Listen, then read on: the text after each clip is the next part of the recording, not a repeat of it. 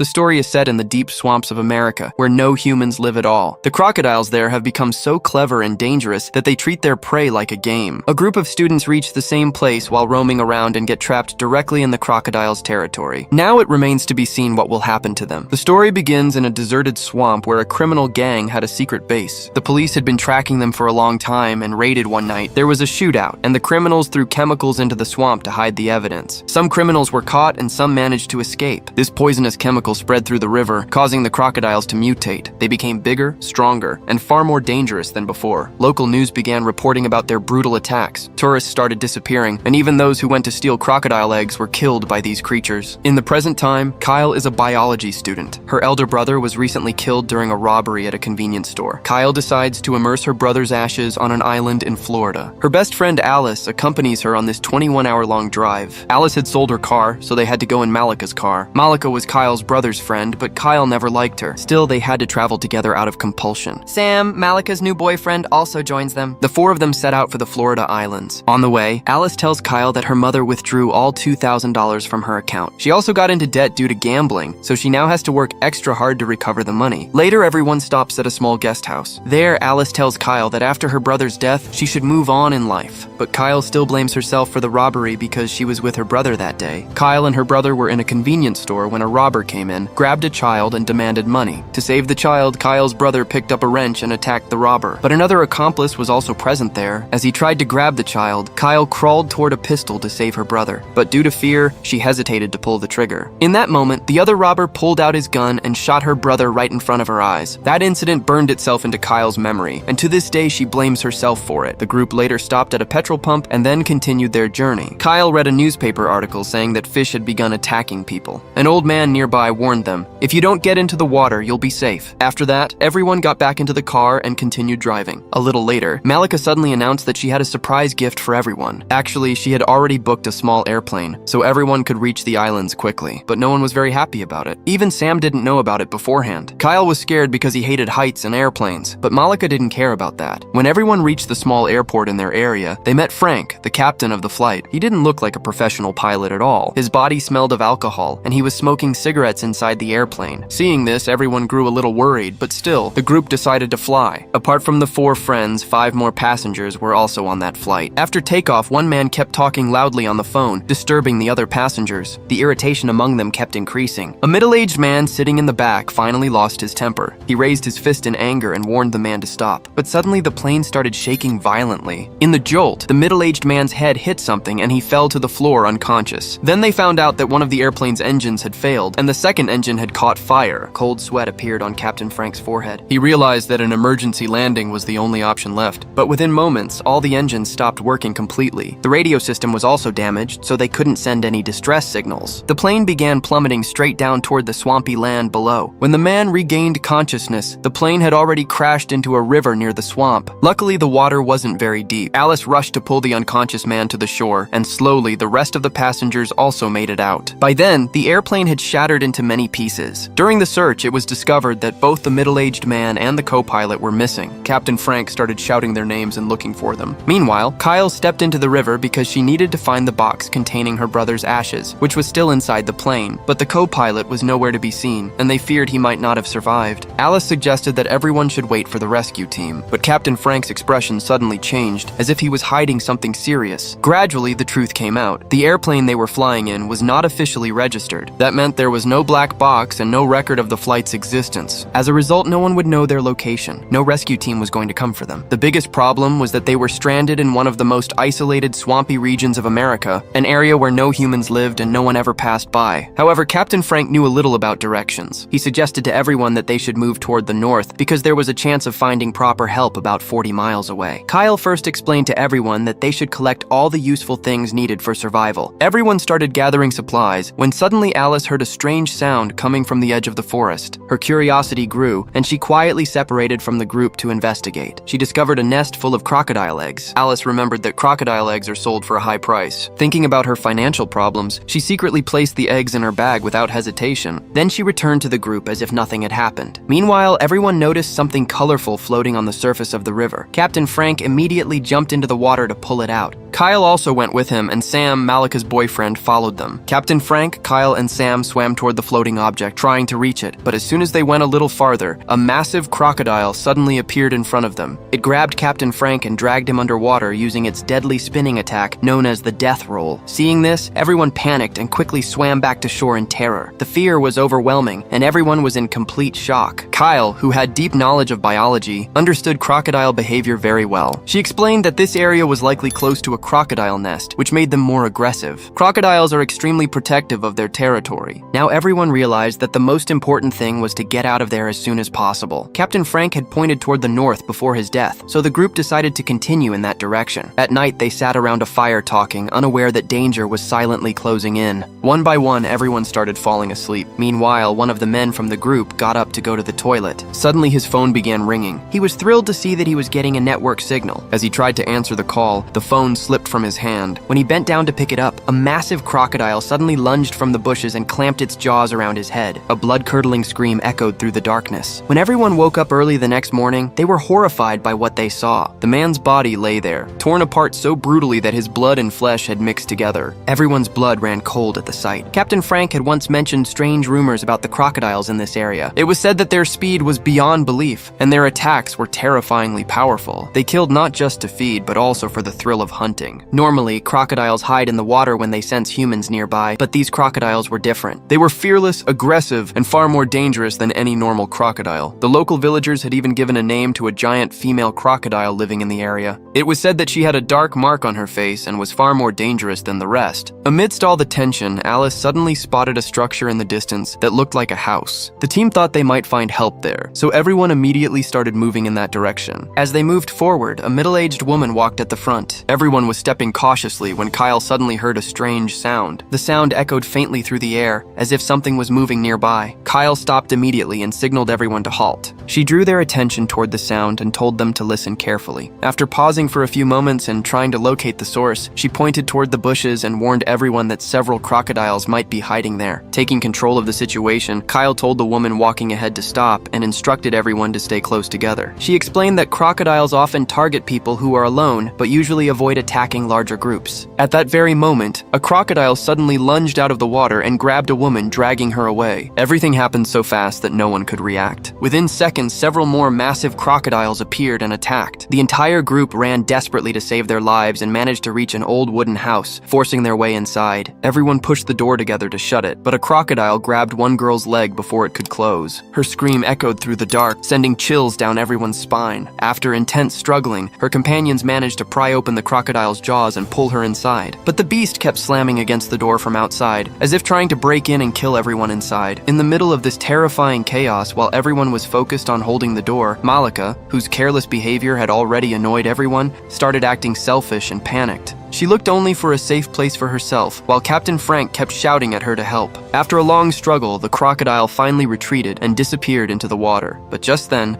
a painful scream of a middle-aged woman echoed from outside. The crocodiles had attacked her in the darkness, tearing her apart. Those inside the house could hear her cries, but were helpless to do anything. Soon, her screams faded away into the silence of the night. Inside, the girl whose leg was injured by the crocodile had her wound tightly wrapped with a makeshift cloth to stop the bleeding. Everyone was exhausted, frightened, and hopeless. Night had completely fallen, and the air around the wooden house was deathly still. The silence outside was so deep that it felt even more terrifying. Everyone knew the crocodiles were hiding somewhere nearby, waiting for the right moment to strike again. Inside the house, the group sat in complete silence, holding their breath. No one knew how long this night would last, or how deadly it would turn out to be. Crocodiles were lurking all around outside. In such a situation, stepping out of the house meant risking their lives. Malika said that staying inside was safer than going out. But everyone else believed that if they remained trapped in the house, they would eventually die of hunger due to lack of food. Captain Frank suggested that they should vote and decide together. The result was clear. Only Malika wanted to stay, while the rest decided to continue their journey and find a way out. Before leaving, Kyle warned everyone, "If you see a crocodile on the way, just run. Don't look back, no matter what. If you do, it'll be impossible to escape." Everyone left the wooden house with heavy hearts.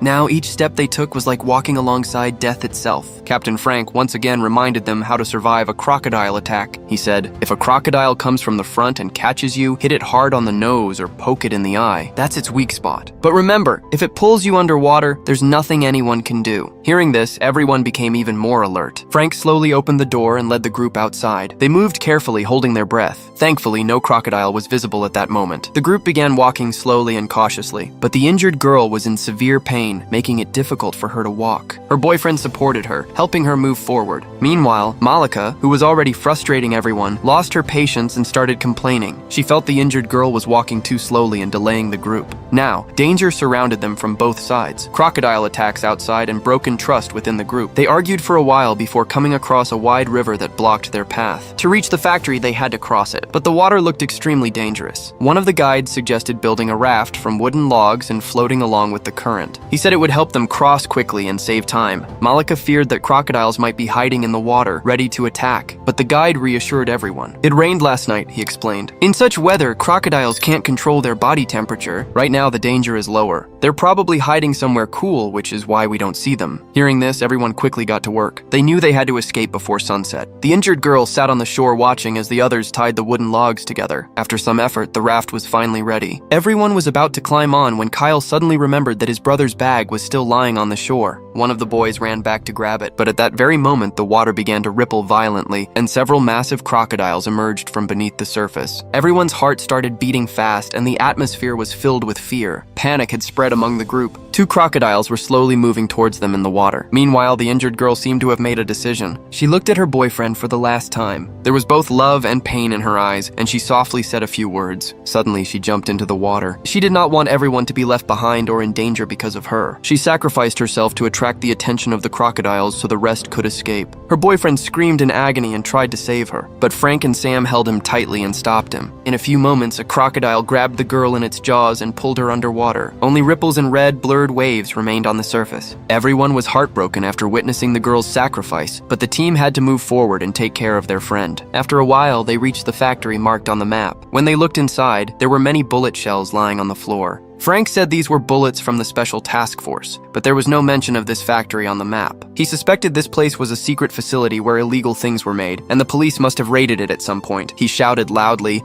thinking someone might be inside, but he didn't realize his voice had drawn the attention of the crocodiles lurking in the factory. Frank immediately warned him to be careful, but he ignored it. This angered the captain. As soon as they went inside, bloodstains appeared on the walls. It was clear that a raid had taken place here earlier. Now Captain Frank suggested dividing into two teams to find a radio and call for help. He decided to go with Alice and Malika. Frank then sent Alice to look for another route. Now only the captain and Malika were left. The captain angrily scolded her. He said she was selfish, caring only about her own life and putting others in danger. Her attitude made everyone angry. The captain lost his patience and pushed her in anger. Luckily, Malika managed to hold on to the edge and survived. She panicked and started begging loudly for forgiveness and mercy. The captain waited for a moment. Then he was about to pull her up when suddenly, a crocodile leaped from above and bit the captain's head. The creature dragged him away within seconds. Hearing the screams, the others rushed over and managed to pull Malika out safely. But unfortunately, the captain lost his life. Malika was crying and apologizing for her earlier mistakes, but there was no time to grieve. The group once again went deeper inside. When they entered a room and turned on the light, they saw several crocodiles sleeping in front of them. The biggest problem was that on the other side of the room, there was a small area where the radio communication equipment was kept. If they could cross this area safely, they would survive. The team contacted the radio for help. Everyone moved slowly and quietly through the crocodile area. Kai reached the safe room first, but as usual, things went wrong at the most critical moment. Poor Sam was at the back. He accidentally stepped on a crocodile's nest of eggs. The female crocodile woke up the moment she heard the sound. Sam turned back in fear, and the crocodile's massive jaws lunged toward him. The rest of the team somehow managed to get inside and immediately shut the door so the crocodile couldn't enter. Meanwhile, Kai finally established radio contact. He successfully reached the rescue team and informed them of their situation. Now, everyone had to get out of the factory and find a place that could be easily seen from a distance. While waiting, Kai looked looked around the room. A gun and a large knife were lying on the table. Then his eyes caught a door on the other side of the room that led outside. As soon as the door opened, everyone froze. A huge crocodile stood right in front of them. There was a deep scar near one of its eyes. It was the same crocodile the locals had named and feared for years. The entire group was stunned. No one knew what to do next. Suddenly, Alice stepped forward and stood before the crocodile. She had begun to suspect why this particular crocodile kept attacking only them. The crocodiles weren't being aggressive for no reason. They were protecting their young. Realizing this, Alice pulled an egg out of her bag and raised it in front of the creature. It was an incredibly dangerous move. In the next moment, the crocodile opened its jaws and bit Alice's hand. It hurled her against the wall with brutal force, then began moving toward her again. Kai stood frozen with the gun in his hand, haunted by fear from his past. After a few tense seconds, he gathered his courage and pulled the trigger. The shot rang out. The others quickly took advantage of the distraction and dragged Alice to safety. Meanwhile, Kai kept firing at the crocodile continuously. The rest of the team made loud noises to divert its attention. Then the main hero and Kai faced the giant crocodile head-on. His gun was empty. He seized the moment and lunged forward, stabbing his knife into the crocodile's remaining eye. Now the monster was completely blind. Kai then climbed up and rolled a large chemical drum toward it. The next second, he lit a match and threw it. With a massive explosion, flames burst out, and the crocodile was engulfed in fire. The creature was reduced to ashes in the blaze. The entire group stood there silently, watching the legendary beast perish in the flames. After a while, the 4 survivors quietly left the factory. They finally reached a nearby bridge and waited there for the rescue team to arrive. As soon as the helicopter appeared in the sky, everyone finally breathed a sigh of relief. After so many struggles, the nightmare was finally over. Some time later, Kai reached Florida, carrying her brother's remains with her. She gently placed his bones on the top of a tall tower, fulfilling her last promise. As the wind blew softly, Kai looked at the horizon, her heart heavy yet free. For the first time in a long while, she felt peace. Now she could finally begin her life anew. The film ends here, leaving behind a story of courage, sacrifice, and survival. If you felt connected to this journey, please show some love by subscribing to the channel. Your one click means a lot and gives strength to keep creating more stories like this. Thank you so much for watching till the end. Take care, stay safe, and I'll see you in the next video. Goodbye.